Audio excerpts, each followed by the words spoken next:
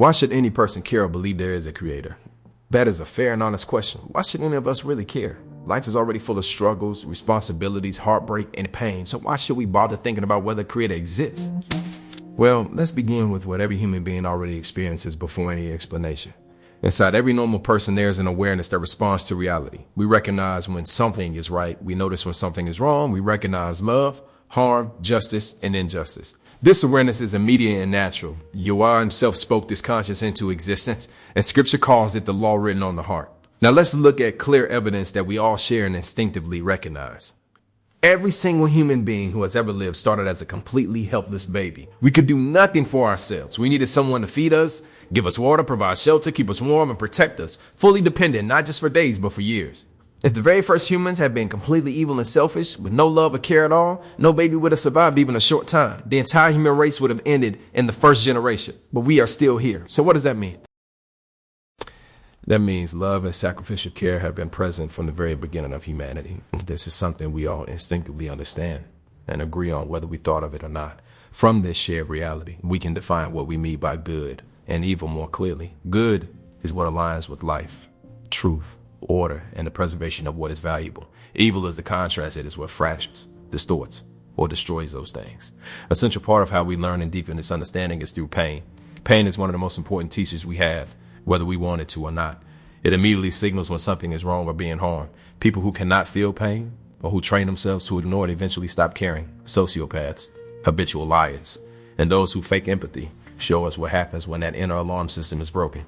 It is through pain, tragedy, and hard lessons that we truly learn what is good and what is evil. This reveals that the source behind our conscience is good, not neutral or evil. Love is often distorted today. Many people make up their own definitions to suit themselves. But at its core, we all basically agree on what real love looks like.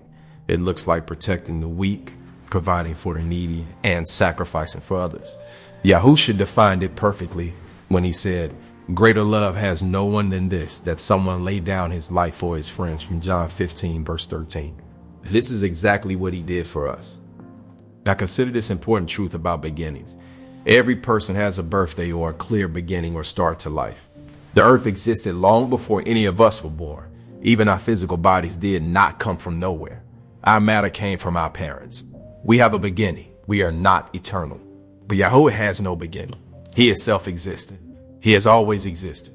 He declared his name as I am who I am. If you are following, this brings us to the deeper question of why should we believe in Yahuwah the Creator? Well, we should believe because the internal reality we experience, or what we call our conscience, our sense of pain, love, and moral awareness, will inevitably match the external reality we see.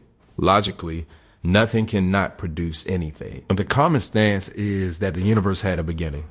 In this lived reality, we can see it shows clear order and consistent laws rather than chaos. We are also finite and limited in knowledge, yet we still recognize objective moral truth. Every day we have a real choice to follow what is good and loving or to reject it. Here, the hierarchy of power becomes very clear. When we feel powerful, strong, or in control, it becomes easy to lose sight of empathy, love, and care. The stronger we feel, the easier it is to ignore the pain of others and convince ourselves we don't need the source. But this is exactly where the choice is revealed. You are either connected to the source of love or you are not. There is no middle ground.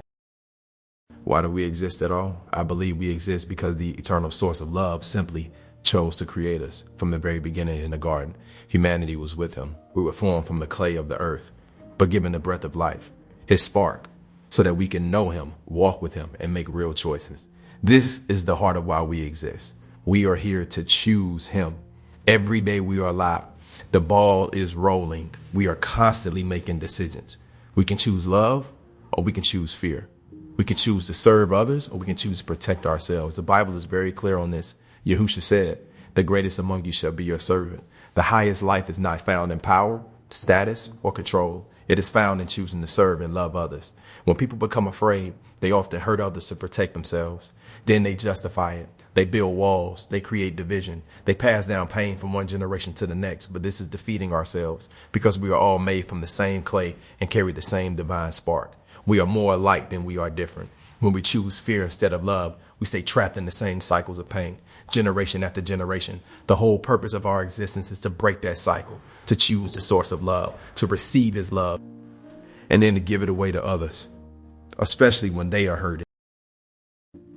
In the beginning, God created the heavens and earth. The same eternal creator revealed himself through Yahushua as perfect love. So why should we care about any of this? We should care for the simple reason that the whole purpose is to become people who are truly there for other people when they are feeling pain. In a broken world full of suffering, the greatest expression of love is to stay present with someone in their pain instead of turning away. That is what real love does. That is what Yahushua did for us, and that is what the world desperately needs. Which brings us to the real question each of us must answer. Are you connected to the source of peace and love, or are you not? What are we actually responding to when we feel love, when we feel pain, when we know deep inside what is right and what is wrong? Why does this inner voice continue to speak to us even when we feel powerful enough to ignore it? It speaks because love is this an accident or human invention? Love is the eternal source, and that source is good.